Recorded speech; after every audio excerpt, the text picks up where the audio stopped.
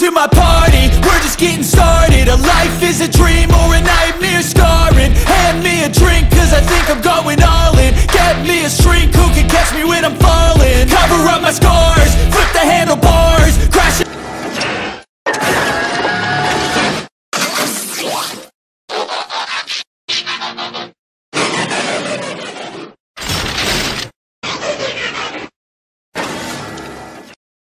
Hello les petits amis, j'espère que vous allez bien en cette fin de semaine pour les uns et ce début de week-end pour les autres. Alors après vous avoir présenté début de semaine donc le petit Make Fun Toys Springer de type Génération 1 à l'échelle Legend Class, il est temps pour nous aujourd'hui donc de découvrir ce que nous donne, ce que vaut le petit père Springer de la gamme Siege War for Cybertron. Voilà donc sans perdre de temps, je prends tout de suite la parole et mon mini-moi quant à lui vous retrouvera tout à l'heure. Allez à tout de suite les petits amis. T'es sérieux mec? Encore un Springer? Waouh, bon bah il faut que je cherche une idée hein. Bon, bah sur ce, bonne revue les mecs et bonne découverte de ce petit père. Allez tout à l'heure, tchuss. Oh, oh, oh. Et voici tout de suite donc un petit aperçu de la boîte hein, sur laquelle on nous indique sur la face principale donc qu'il s'agit bien de la gamme Siege War for Cybertron, qu'il s'agit également donc de notre Waker Springer de chez Takara Tomy et Hasbro, toujours tiré donc des gammes Generations. Sur la face latérale droite, toujours ce magnifique artwork. Sur la tranche latérale gauche, voilà, Springer dans toute sa splendeur et dans toute sa fureur, hein, le combattant à son paroxysme. Et au dos de la boîte, donc le traditionnel produit commercial, donc à savoir qui, voilà, on nous montre donc la photo du mode bot, du mode voiture cybertronienne et du mode hélicoptère cybertronien, avec bien entendu toujours l'interaction possible avec les petits Battle Masters. Et nous retrouvons bien sûr la petite notice. Et petit 360 à présent donc du mode alternatif, donc notre petit Springer sous son mode véhicule cybertronien. Voilà, plutôt très réussi. Et là encore, franchement très fidèle donc aux Génération 1. Ça, j'apprécie énormément. Vous le savez très bien, moi qui suis un vieux fan des Génération 1. Mais pour le coup, donc Springer étant à la base toujours un robot de type cybertronien, que ce soit dans son mode robot ou dans ses modes alternatifs. Là, pour le coup, on retrouve bien donc ce principe-là. Hasbro Takara n'ont pas décidé de nous créer un mode fantaisiste, donc ça, voilà, qui fait plutôt plaisir, tout simplement. Attardons-nous tout de suite donc sur les quelques détails qui viennent habiller de fort belle façon donc notre petit Waker. Nous retrouvons tout d'abord donc un cockpit translucide, ça je trouve ça top. Pas mal de traces d'usure de combat et de coups, voilà, donc sur ces parties ici, donc qui est plutôt pas mal. Du gris métallique foncé sur le dessus, voilà.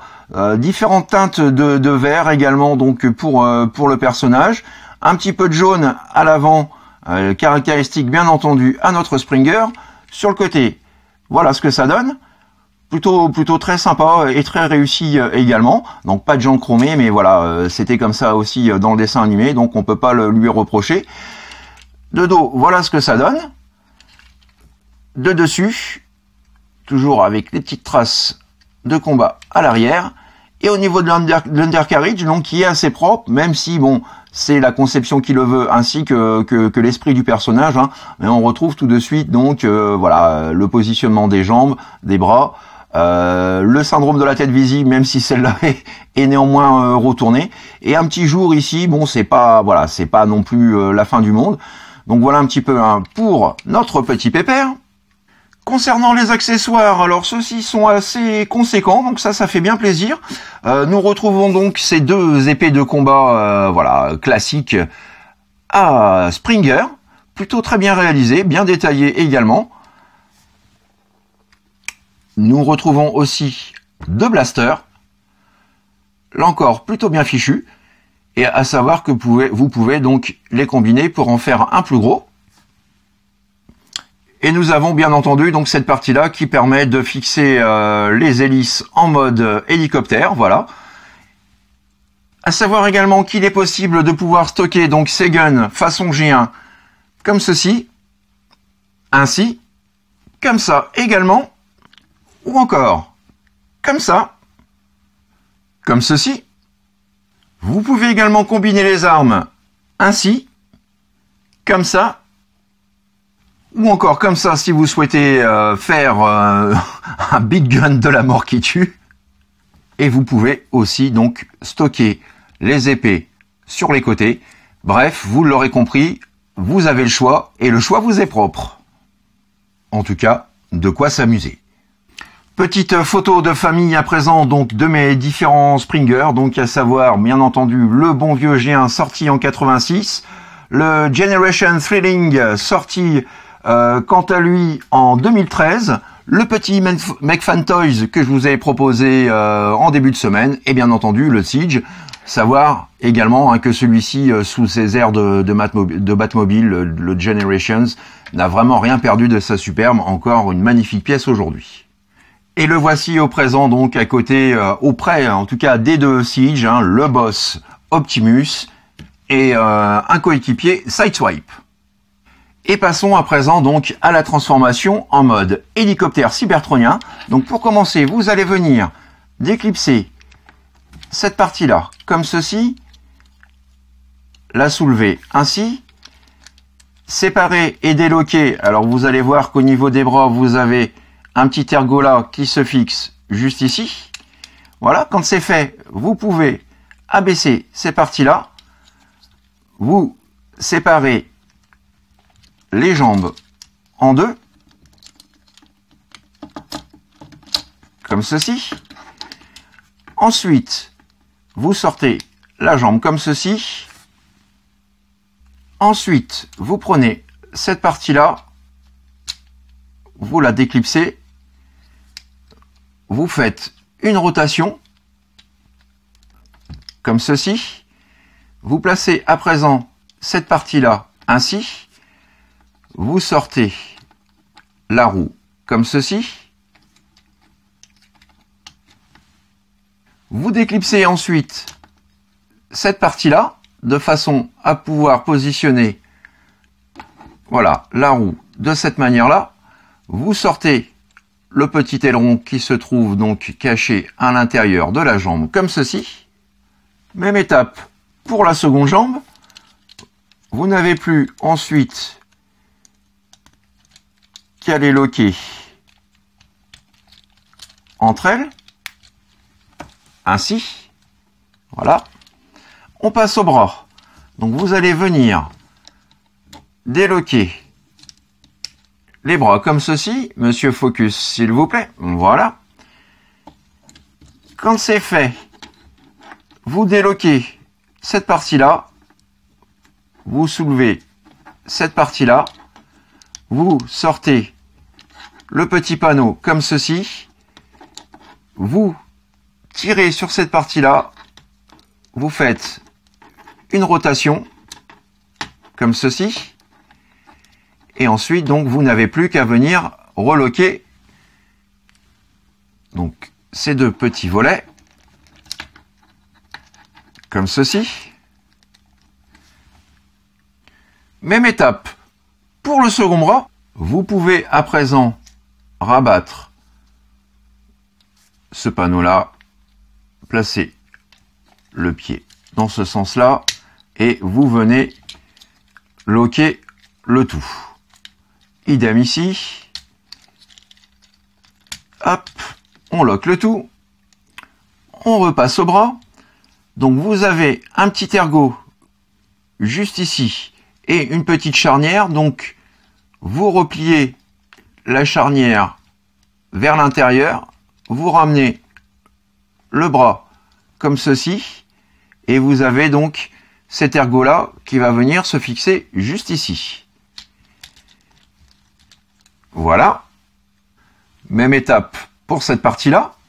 Et pour terminer, donc vous pouvez rabattre cette partie-là et venir la loquer.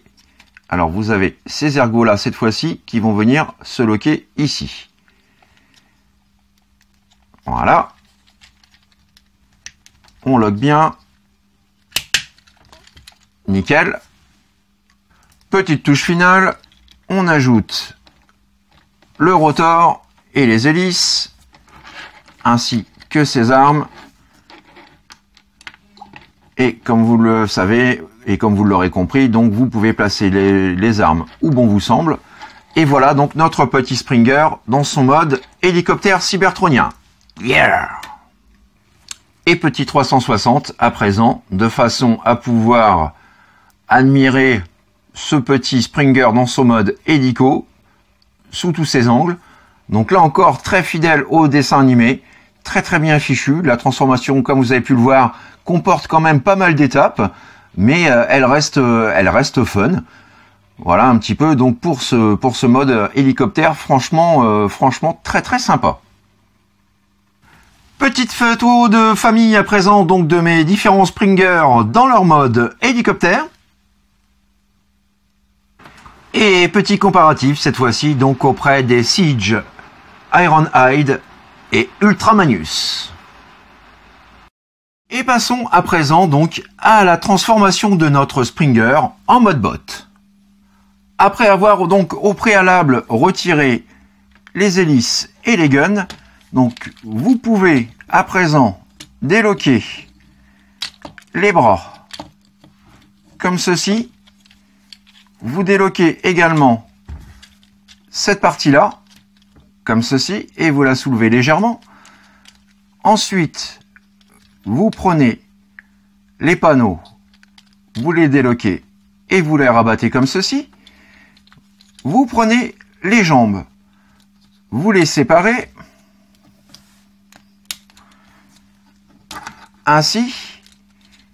Vous pouvez à présent refaire une rotation de ces dernières, la remonter et baisser le haut de la cuisse. Même étape ici, une rotation, on rabat, on replie ainsi. Quand c'est fait, vous pouvez rentrer le petit aileron arrière, rabattre le panneau comme ceci. Ensuite, vous prenez le pied, vous faites ce mouvement-là, vous le mettez en position, vous loquez bien l'intérieur de la cuisse.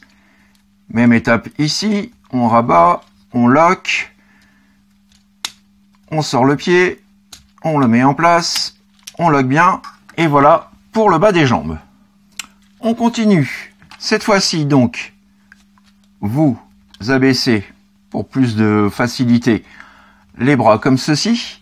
Vous allez pouvoir venir déclipser donc les deux ergots qui se trouvent ici et qui maintiennent l'avant du capot en place. Ensuite, vous soulevez cette partie-là, ainsi que le cockpit. Vous déloquez comme ceci. Vous avez les petits panneaux là. Vous les rentrez à l'intérieur. Lorsque c'est fait, vous pouvez déloquer le capot comme ceci. Voilà. Vous remontez le tout. Vous pouvez à présent rabattre toute cette partie-là. Ainsi. Une rotation de la tête. Monsieur Focus, merci. Ensuite, c'est là que ça se complique un petit peu. Parce que vous allez devoir donc tout d'abord venir remonter les charnières des bras ainsi, loquer les petits ergots en forme de griffe juste ici, alors comme ceci et comme cela, et ensuite donc vous avez les petits ergots qui se trouvent aux extrémités juste ici que vous allez devoir loquer dans les ouvertures qui se trouvent là juste sous les articulations des bras. Et tout en faisant cette opération, vous allez devoir venir loquer également donc les ergots à l'intérieur des charnières. Alors ce n'est pas l'opération la plus simple qui m'était été donnée de voir, car il faudrait presque 3 mois. Une pour maintenir donc les bras en position, de façon à pouvoir loquer les ergots ici, tout en loquant les ergots à l'arrière. Donc là, voilà, ça demande un petit peu d'entraînement. C'est pas, voilà, c'est pas la chose la plus simple à faire. Donc on continue avec le toit qui, en toute logique, va venir former le backpack. Donc voilà, vous le faites basculer comme ceci. Ensuite, vous déloquez et remontez ces deux petits panneaux là. Ainsi, vous pouvez remonter à présent ce qui va former l'épaulette de Springer. Vous faites un quart de tour, vous enfoncez cette partie-là et vous rabattez le petit aileron de façon à masquer les jours, les creux, les vides. Là, pour le coup, c'est vraiment bien pensé. Ensuite, vous repliez ce panneau-là sur lui-même et celui-ci ainsi, de façon, là encore, à masquer les jours, donc au dos. Voilà, donc très astucieux. Même étape pour le second bras. Et voilà, mesdames et messieurs, notre Springer transformé. Yeah! Et petit 360, donc du mode robot, qui est vraiment extrêmement chouette. Je l'aime beaucoup, voilà, on a vraiment là encore un superbe hommage à Springer. Les proportions sont respectées. Tout est bien compact, pas de gros backpack. Notez également au passage qu'il est possible de stocker donc ses guns à l'arrière du backpack ainsi que ses épées. Donc voilà, hein, ça c'est vraiment le petit plus qui pour moi fait la différence. Et vous avez toujours de nombreux ports hein, sur les côtés des bras, sur le haut des jambes, donc pour pouvoir, ou même sur le haut des épaules pour pouvoir, donc si vous le souhaitez, y placer ses armes ou voire d'autres armes.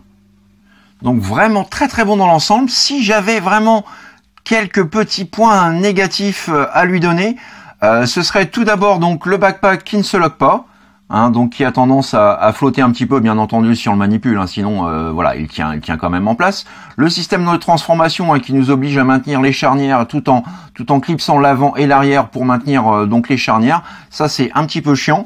Ce que j'aime moins aussi, ce sont voilà les articulations des pieds qui tiennent juste ici et qui du coup sont un petit peu lâches, donc de par le poids du haut du personnage et du backpack, celui-ci, si on place mal les pieds, a tendance à partir un petit peu vers l'arrière, voire tomber. Voilà, ça c'est quelque chose dont je suis pas trop fan. Autre petit défaut, les panneaux intérieurs qui ont tendance à se déloquer un petit peu.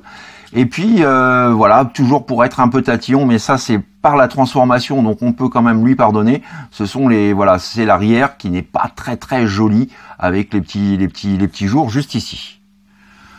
Petit zoom à présent sur son visage, et là, une fois de plus, rien à dire, c'est 100% fidèle au dessin animé, le visage est parfaitement bien réalisé, les yeux en bleu, voilà, un petit peu de jaune sur la pointe du bas du masque, petit haut et bas également de façon à ce que vous puissiez admirer tous les détails, notamment donc les traces d'usure et de combat qui viennent s'ajouter au robot, les petites touches de couleur également qui viennent apporter un petit peu de relief et de dynamisme à la ceinture, à l'ensemble du robot, la ceinture donc en jaune, et voilà pour le bas des jambes, lui aussi donc avec des effets d'usure et de combat. Donc vraiment une figurine hein, qui malgré ses petits défauts est quand même, je trouve, plutôt très bien foutue.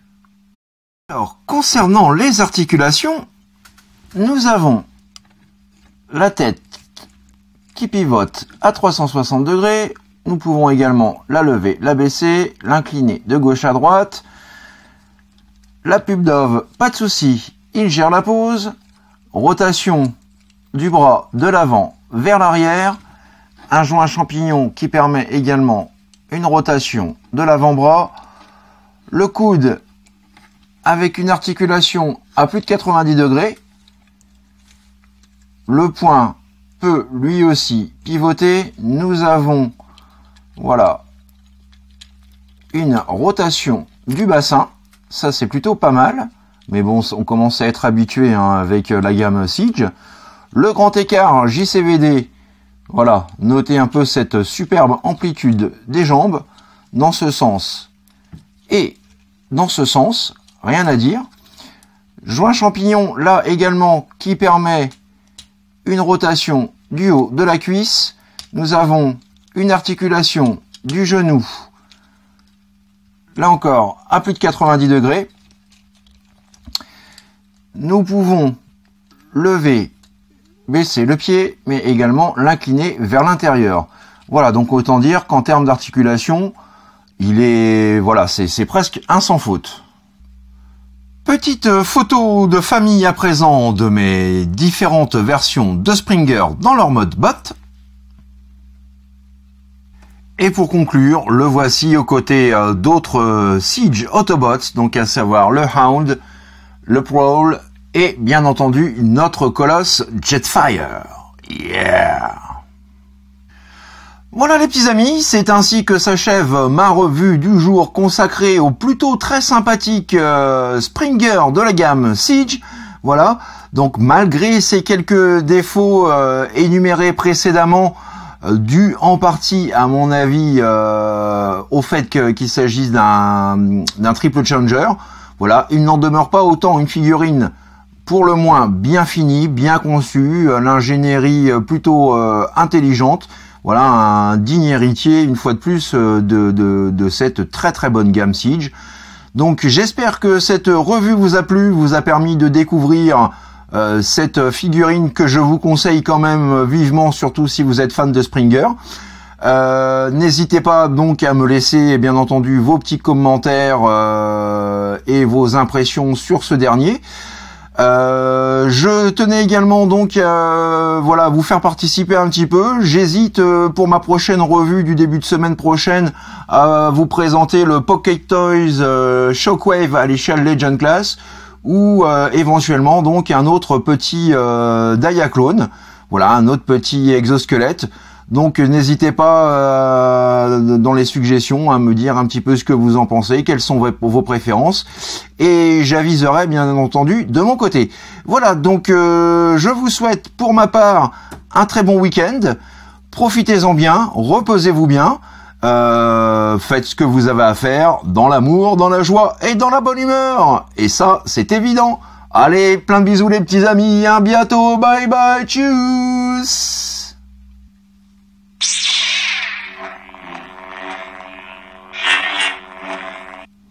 Springer, je suis ton père! Non!